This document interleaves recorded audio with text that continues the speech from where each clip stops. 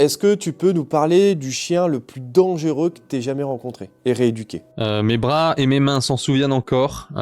Il s'appelle Obélix et c'était un dalmatien sourd, adulte, ultra agressif humain. Et en fait, ils ont fait une énorme erreur et c'est pas leur faute. Ils ont fait appel à un éducateur canin et l'éducateur canin leur a dit de le mettre dans la cage. Et en fait, dans la cage, le chien vrillait. C'est-à-dire que eux, dès qu'ils étaient chez eux, ils passaient devant la cage, le chien les attaquait. Enfin, imagine ce degré de dangerosité. T'es dans ton salon, le chien que tu as choisi, que t'as eu chaud, que t'as aimé, il veut te bouffer. Donc imagine la terreur pour eux et ils viennent au centre. Et j'ai fait beaucoup d'erreurs sur ce chien. Il m'a mordu le bras, il m'a mordu la main, j'étais en sang. Et j'ai mis du temps à trouver ce qui fonctionnait sur lui. Donc on a dû tester plein de méthodes différentes pour pouvoir enfin le caresser au bout du 5e jour. Mais ça a été vraiment un cas ultra compliqué pour moi. Et 6 mois après le stage, je les rappelle, je dis alors comment va Obélix? Puisqu'il faut que les maîtres puissent continuer le travail. Ils me disent ça y est, on peut enfin inviter du monde à la maison. On a jeté la cage. On peut être serein avec lui. Et putain que pour moi ça avait été un cas compliqué puisque j'avais fait beaucoup d'erreurs. J'étais pas parti du bon côté. J'aurais dû laisser la muselière plus longtemps. C'était mon ego à l'époque de vas-y on enlève la muse. Et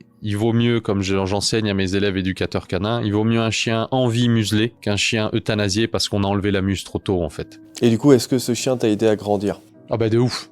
Évidemment que ce chien m'a aidé à grandir parce que c'est le meilleur de nos professeurs, c'est les chiens en fait. Tu grandis en tant qu'éducateur canin quand on a des cas compliqués. Et ça malheureusement les gens ne le voient pas sur les réseaux sociaux. Mais putain, on a des cas compliqués, des cas où tu réfléchis la nuit et tu sais putain demain je vais retrouver Obélix et comment je vais faire et qu'est-ce qui va marcher. Et en fait, à partir du moment où tu as le bon état d'esprit, où tu vas pas baisser les bras, tu te remets en question, toi, tu n'insultes pas les maîtres comme beaucoup d'éducateurs vont dire oh maître t'es une merde, t'es pas bon avec ton chien.